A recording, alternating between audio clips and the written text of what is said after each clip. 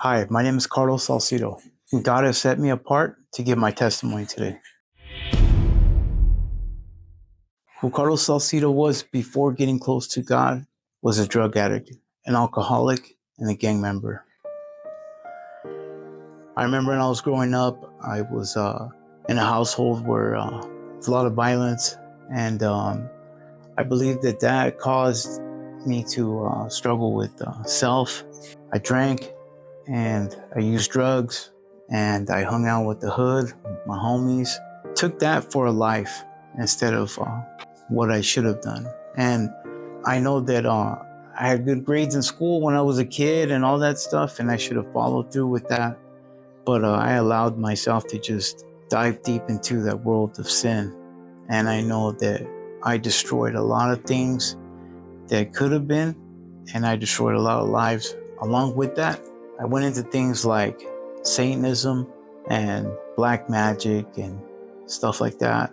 I became an enemy of God before even knowing God, and that's who I was before knowing God.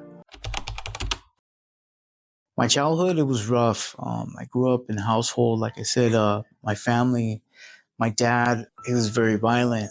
I know that he had told me when I was a teenager that he had no business being a father because he watched his own father be assassinated when he was 6 years old. So the life that he knew growing up as a drunk, he struggled. He came from Mexico and he came here to the US and started a life here. And so he raised me the best that he could. He struggled a lot because he was an alcoholic, and I just watched him drink. And then soon enough, I started drinking with him. So we were both alcoholics. And so I struggled with that. And then I have 5 other siblings, 1 brother and 4 sisters. And they all got the same. We all were treated the same. Like I said, violence was just the way that my dad, he dealt with us. And so my childhood was rough. I grew up in the hood. Like I said, I just followed that as my life. My mom, she was like an enabler. She always meant the best, but she always enabled, and made up for excuses for the reasons why we were being, raised the way it was. But you know what? I love my mother because she taught me how to love, she taught me how to respect, and she taught me how to be. And I think that if anything, thanks to her, part of myself is who it is today. She taught me a lot. I just thank God for my mom because she was the one who led me to Christ. She was the one who always kept me in prayer. She's the one that always struggled with helping me just be a respectable person, and to grow up and be a man. There was a time where on every Sunday, like my dad would, and my mom, they would get, menudo or stuff like that. And I just remember sitting down at the table with the family, we would sit down every Sunday, My dad was a devoted Catholic. He would go to church every Sunday. He would never miss. It wouldn't matter. And I remember after that, after we go to Catholic church, we would come home and then we just have a big meal. And I just remember just looking around the table and we were happy, I know some things happened, but still, we were able to connect. And I just think that was great. And my mom was the one who made that happen. So I graduated elementary school and then I dropped out around like 8th grade. And I know that a lot of my teachers reached out to my family, to me, because I did great in school, I did great. And I had a lot of good teachers in my life. And I'm really thankful for them because if I would only listen to them. But I did great in school and they really reached out and tried to help me to continue my education because they felt that it was important. And if I would have done that, I know that things would have been different for me.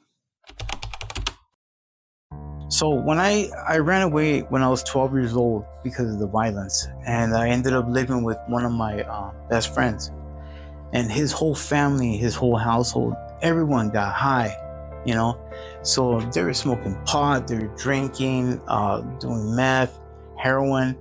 And so I just started doing everything all at once. I just dove in and heroin was the thing that took control of my life. And at that age, I was only like 13 years old, and that was my first overdose. And it scared me, but at the same time, I fell in love. I fell in love with drugs. Like I didn't have to feel. Drugs set me free from who I was. So I didn't have to feel, and I didn't have to be me. Yeah, my father, he would black out sometimes. He'd drink, and he would take it out on me. He would take it out on me, and so I had enough. There was times where I couldn't even go to school because of how bad he beat me.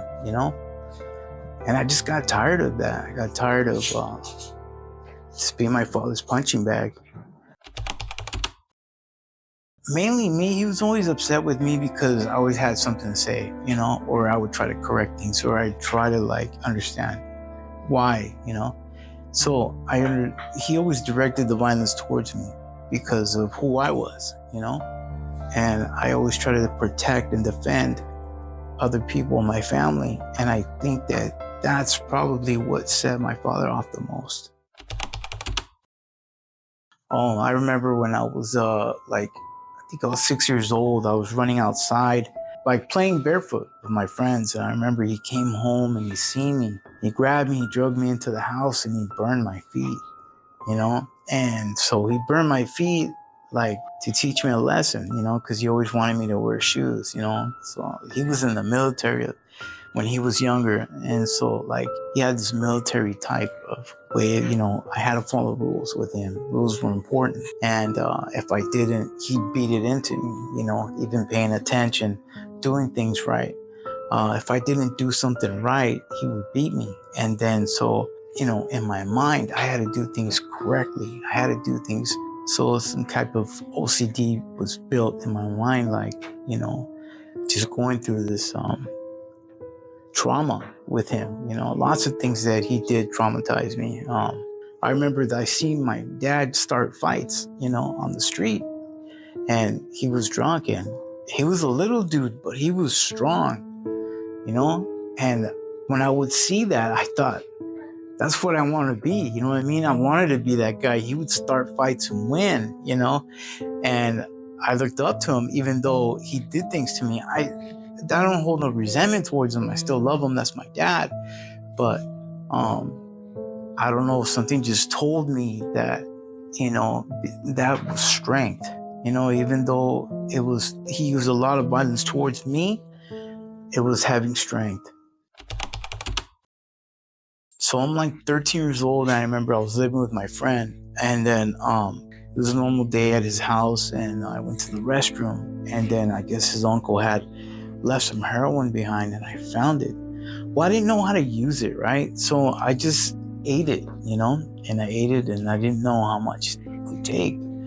So I overdosed, and man, I just remember my heart just pounding so fast, and my mind, it was just like euphoria.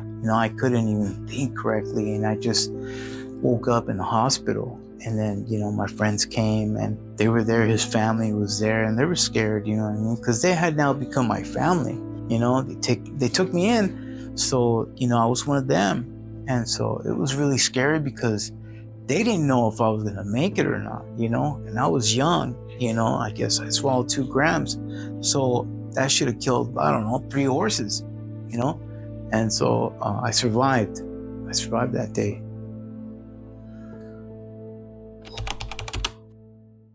My mom used to always talk to me about God.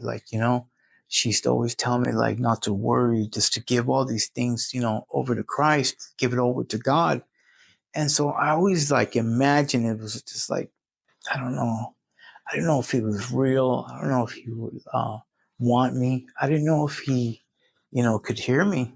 But I always pictured in my mind that he was there with me, There was times where I felt distant, there was no way that God would want anything to do with me because I was evil, And I thought God was in I don't know, above the clouds, and he couldn't come near people who were bad.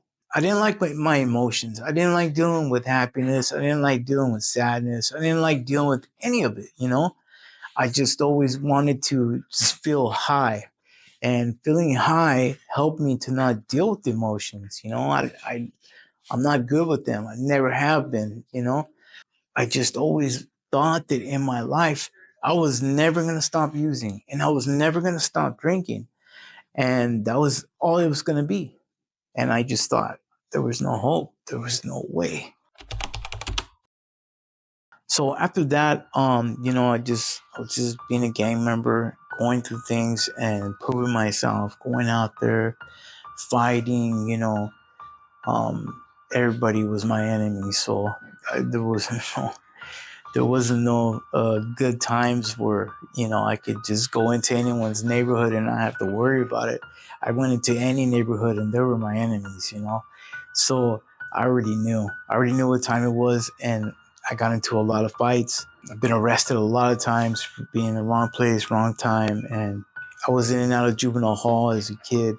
And there, same thing, just fighting all the time. I just kind of felt like, man, there's no hope. This is all it's going to be. It's just going to be a big old blur and of violence.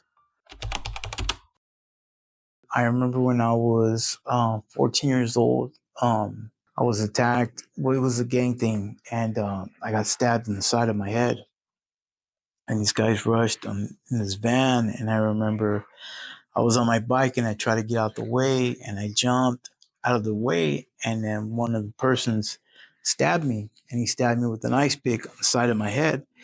And I remember that I blacked out, and my friends, they got me to the emergency room, and then there on the doctors, I seen the doctors. He told me that I was lucky because if it would have just went a couple inches upwards, that I would have been a vegetable, because of where they stabbed me.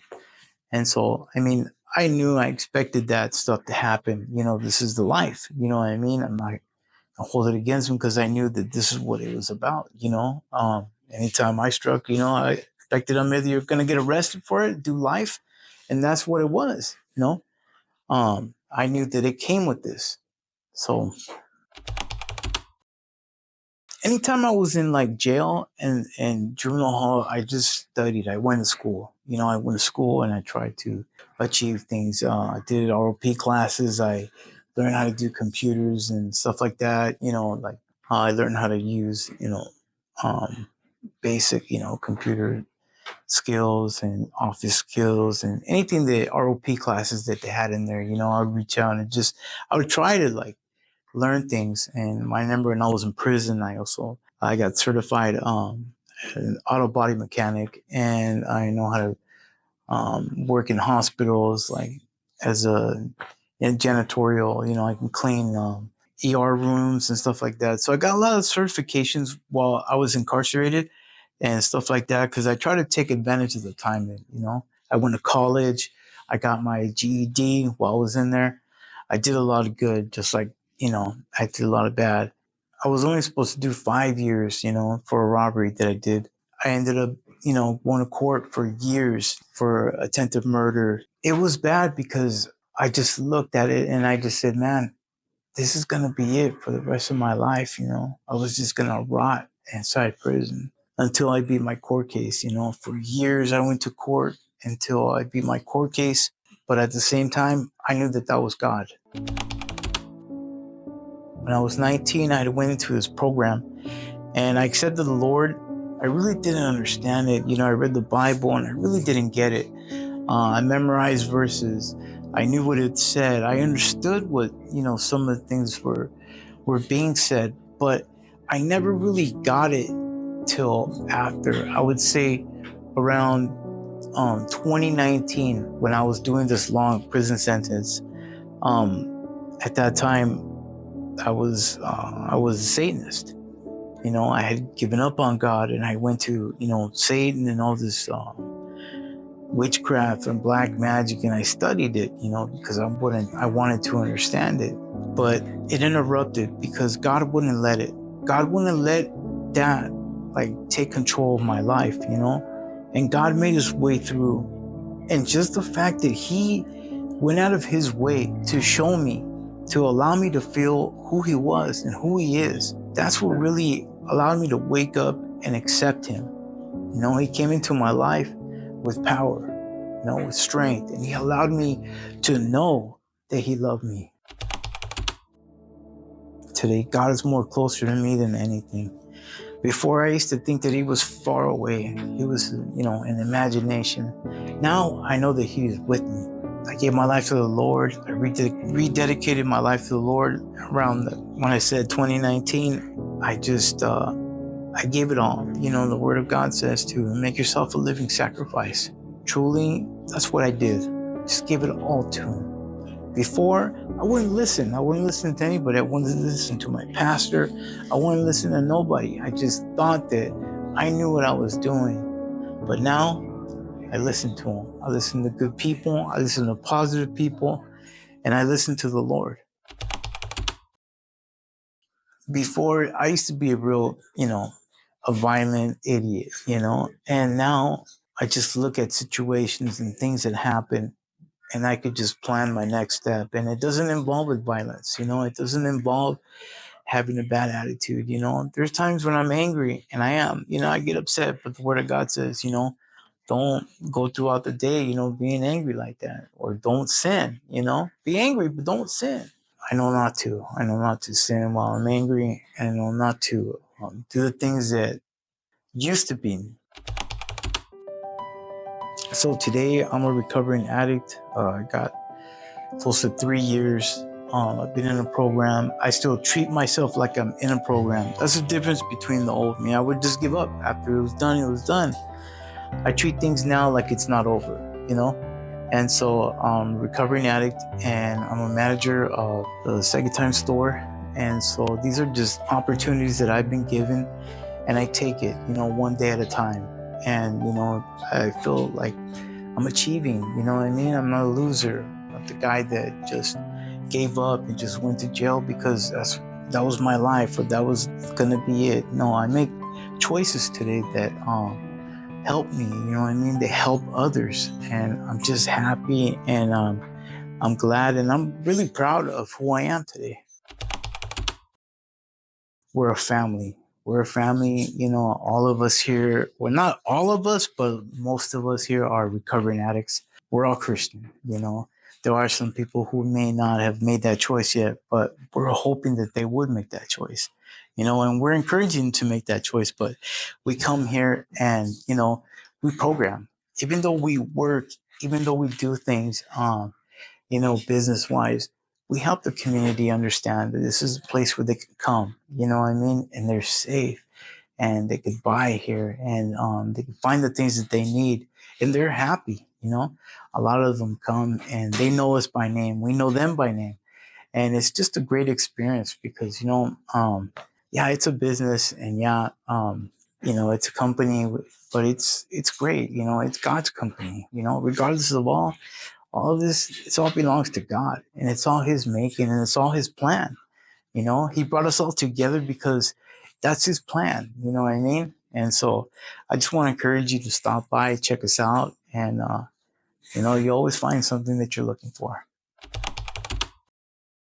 Oh yeah, I've had plenty of times to minister to people and just like let them know like my experience, And so using my experience, to help others, I've had those opportunities, and I'm still working on those opportunities with people. We get different people that come here, volunteers. And so the people that are in programs that come and work here, those people are the ones that we get to affect the most because they see, wow, that I was in prison, and I share my experience that could have been my, the rest of my life. I could spend it in there, because of the choice that I made. But now I get to do different choices, and I show them responsibility, and I show them how, to have different kind of work skills and stuff like that. Because there's people that never even had them, they've never had jobs, they've never done anything, so they don't know what it's like. And God has put people like that in my life, and it feels great. It feels great to be able to have the opportunity to show others. Today, a lot of my mother and my father passed away. A lot of my other siblings have passed away. They're proud of me. They're happy. They're happy because they know once they see me run away and all that stuff, like I was the black sheep of the family, And my brother and my sisters, they knew that I was just going to live a life in prison. And that's all they expected of me because I was a knucklehead. But now that they live far away from me. And so um, now they know what I'm doing and they're happy and they're proud. And so was my mother before she passed away. She got to know that I was in a program and I was making the choices to change my life, and she was happy. And the Word of God says to honor your father and mother, and that's what I try to do. Go to school. Go to school and earn an education and have good friends and know how to be a friend. Listen to your parents and don't go to jail and don't use drugs. Trust me, they're not going to do anything but destroy your mind and destroy your soul. Anybody that reaches out to you and talks to you about God, talks to you about Christ, that's somebody that loves you. And I just want to tell you that if you give God a chance and you give God an opportunity, and He will take those opportunities and He will show you love. And I just hope that anybody can just learn from my mistakes. You don't got to do them. And I'm telling you, don't throw your life away. For anyone that does listen to this, just give your life to Christ and give Him a chance.